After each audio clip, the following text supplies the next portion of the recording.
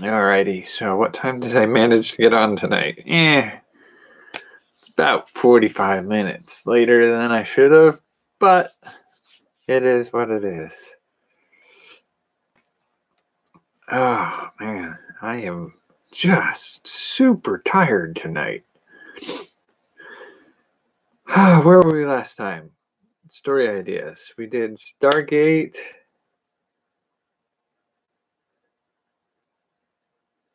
And we came up with a fantasy setting inspired by Stargate. And I said, there might be some other ways to do this. Give me some time to think. Because I thought this was something difficult to find out another way to do. So I'm sure it would be hard to find another genre that we could do this with. Of course, as soon as I said that, I was desperate to try to sit down and see if I could puzzle out a way to solve that. The fantasy setting with the changelings and the fae and the whatnot was the one we did last time. So I got to thinking about the possibility of what other genres we could do. Now, there's things like cyberpunk, ray gun gothic, steampunk, land of the lost kind of thing, or like a Dinotopia kind of thing. Fantasy, general science fiction, and then the two categories I think it would be worth playing with for creating story ideas inspired by Stargate SG1. Number one is not sure exactly what I'm doing yet for superhero. I may puzzle some of that out tonight. I don't know that I got a lot of the energy. I'm super wiped out. But I did sort of have some ideas about how to do a horror story. And it goes sort of back to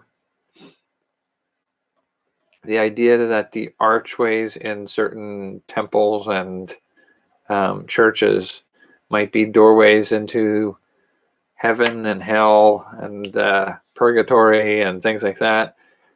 But I wanted to get around the idea of the afterlife. I still want it to be sort of like horror. And so here's what I'm thinking. You have a setting, like a modern setting, and you have somebody uncover a location that's, mythologically speaking, considered to be a doorway into hell. Or maybe not, balls are on the floor. And uncovering the techniques for doing that in an ancient manuscript, and how you have to find the right locations to set one up, and setting one up, you can have a limited number of uses before it wears itself out at that location, and then you have to relocate. And each place you set one, a different location, it connects to a slightly different region or area of the mysterious realms. And so those portals that you open up, they open up into realms that are just realms full of bizarre and monstrous beings, and some of them are horror creatures, but some of them are not. And it comes down to the idea, golly, this zipper has been a pain in the butt lately. It's been plucking my neck hairs too. It hurts a lot. Anyway,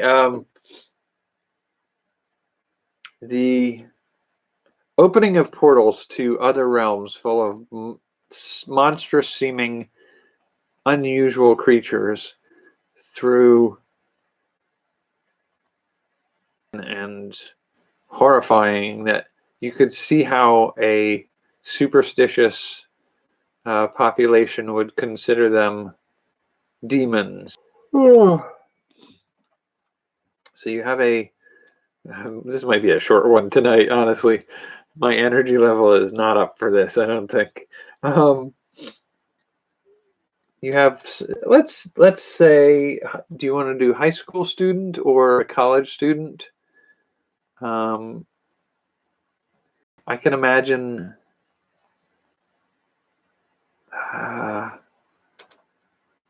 mean, it's sort of a classic trope of a student of some kind is the one who stumbles across it. But what if we did something different? How could we do something different with that? Yeah, you could do a summer camp. That wouldn't be too bad. All right, let's start with the idea of you want it to be, say, a book that gives the instructions on how to build the portals.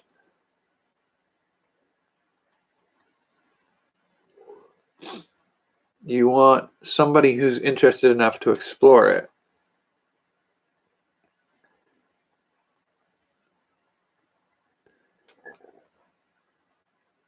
And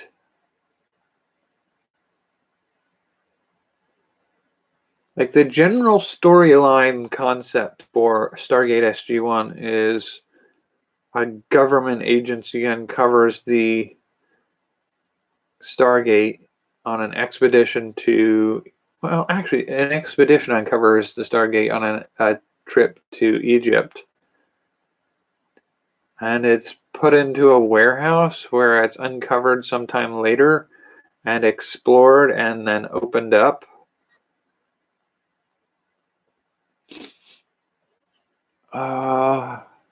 So what would we do this way? So who discovers a manuscript? I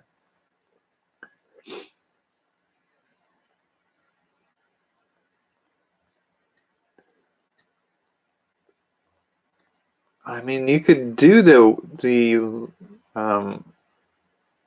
lone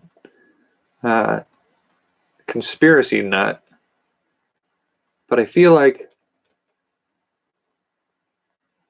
we've done a lot of that with the other stories that we've done so far the last week or so. And part of the appeal, but I mean, the connotation of witches making pacts with demons is sort of a negative one. I don't want to encourage that mindset. Like the other direction I can go easily with this is a bunch of would we do something like the Illuminati?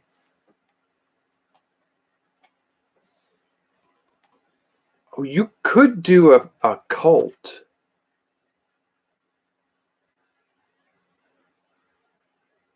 Like a Jamestown kind of cult that seeks out mystical objects for the powers and abilities they may grant them. And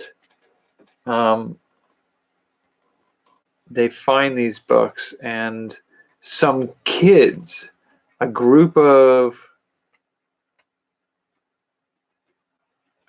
kids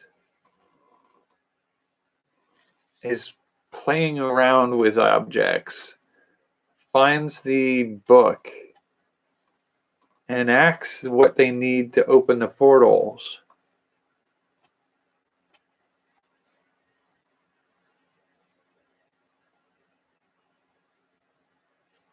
Do we want the kids to be bad?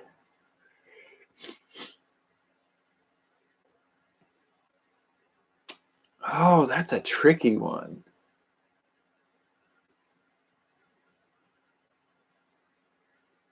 Because if we're taking the route of Stargate SG1, the idea is here's this thing that's way beyond our power level. We get involved with it. And in getting involved with it, we end up having to buck up and get to a point where we play on a bigger field than we're used to playing on.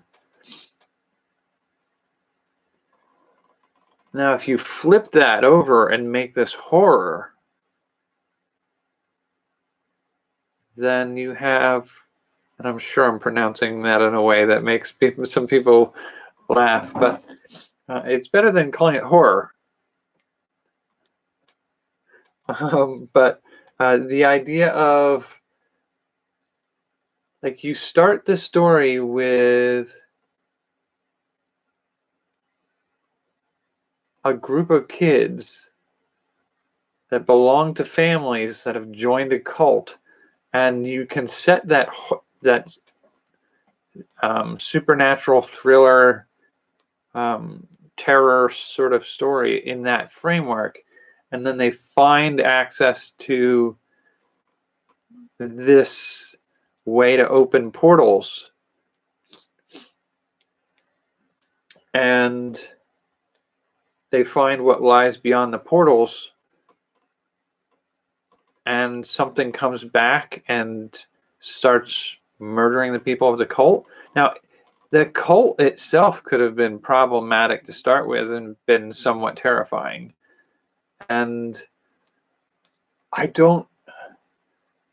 I'm not sure if I'm committed to this idea or not, but it gives you room for putting the kids in a situation where they're stuck between a cult, a Stepford Wives horror show, and then the Jason Voorhees, Freddy Krueger nightmare beings slaughtering people kind of story. And the kids are sort of in the middle. Like, it's one horror group killing another horror group, and the kids are stuck in the middle between the two of them. And that's one possibility. And that could be a way in which you could portray the kids in a sympathetic way. But you could also set it up that the kids are sort of gradually corrupted by the doorways they venture through. And because there's a type of or a group of friends, or at least a group of people that hang out and assume they're friends, and somehow they acquire power. So there's been a couple, or like the movie The Craft, where they develop their witchy powers, or whatever you want to call it. And each of those stories gets you a scenario in which you start with a non-threatening environment, and the kid's tendency to fall into the realm of twisted evil in response to having a bit of power is one type of story we could tell. I'm trying to think. There's some other examples of ways this is handled. I mean, I don't want to Stranger Things it.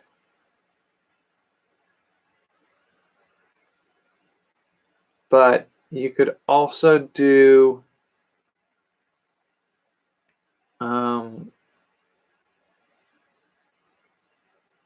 I mean, you could do something like The Goonies, but that's not so much horror as children's adventure.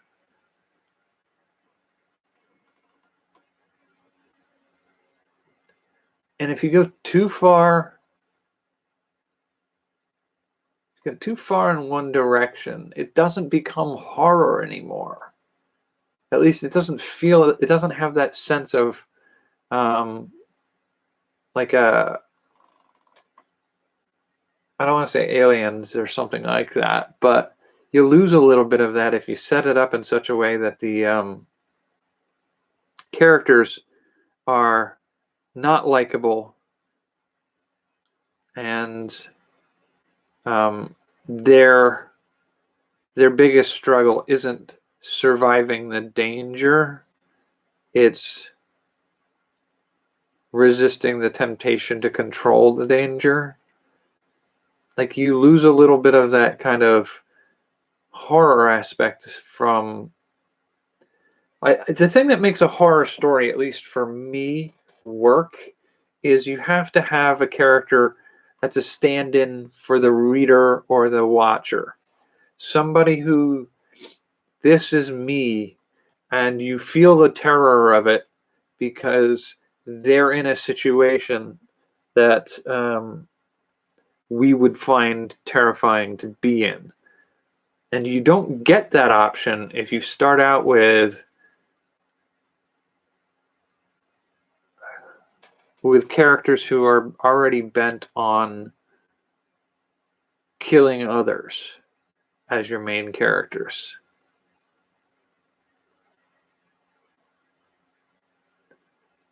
Like, you could do a Rosemary's Baby, but in Rosemary's Baby style story, the thing that makes that a compelling story is Rosemary wasn't seeking to be the mother of the Antichrist. To a scary story, you have to have the victim of the circumstances be the character that we follow. It's really hard to do a scary story where the character you're with is the killer or the monster. So, with that in mind, how young do we want to make these people?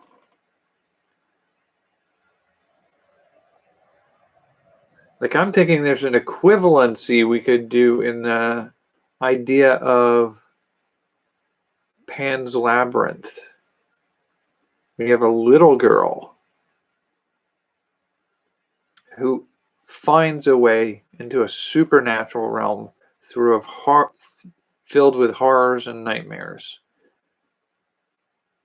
And it's sort of like a mirror to the horrors and nightmare in the world that she's already in.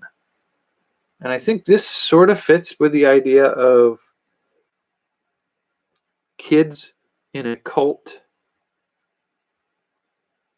whose families have joined a cult. And the cult is the equivalent of the Nazi horror sort of equivalent things in Pan's Labyrinth. But the ability to open those portals and step through to other places through things that are meant to deal with horrors from another place. So I can imagine sort of taking that kind of role to it and starting a small group of kids in a gated community that's part of a cult that are collecting these things, and these kids find some of these items and figure out how to use one of them to open doorways to other places. And those doorways suggest ways in which they might be able to undo some of the horrible things that their cult is in the midst of enforcing them to be a part of. But at the same time, every time you cross that threshold to these other places, you sort of make an invitation available for consequences and dangers to come back through. And it's sort of like you're in the frying pan and you're trying to find a way to get out. And in so doing, you see the potential hidden within the fire, and you reach into the fire and you pull it out, but you pull it into the frying pan and you're about to start a grease fire. So this is stretching a metaphor as far as we can make it go right now. It's not a bad idea. I think it's workable.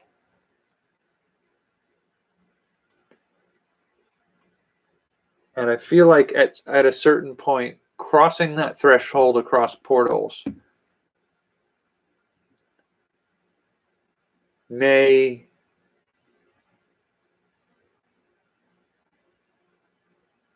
the Stargate movie was crossing through the portal, finding a place where people were servants to entities that worshipped monstrous beings who posed as gods. We could do pretty much all of that still. And use the possibility of leading a rebellion against the false gods. And kind of, your connection is unstable. Please wait while we try reconnecting.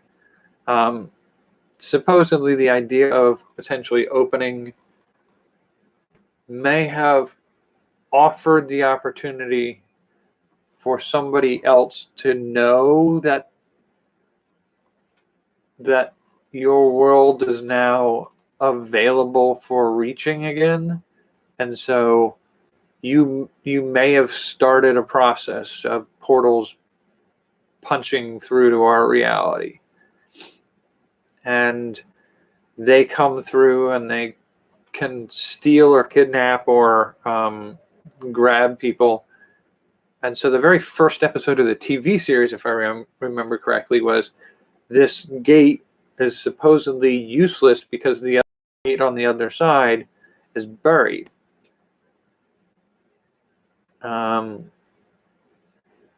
But Jaffa come through and kidnap people, and you have to figure out how to get a hold of them again. So you bring in your expert for some advice on how to get back the people that were stolen and how to trace what happened. And with the knowledge of, so basically I think the very first episode, the idea of how do you open the portal. You think it's just a one-way doorway. So you can go both ways through the doorway, but it only goes to one place. And you do that, and you have your horror story. But then it's later revealed that in doing so, you've opened up an invitation for other doorways to open. And that's got to be the call back.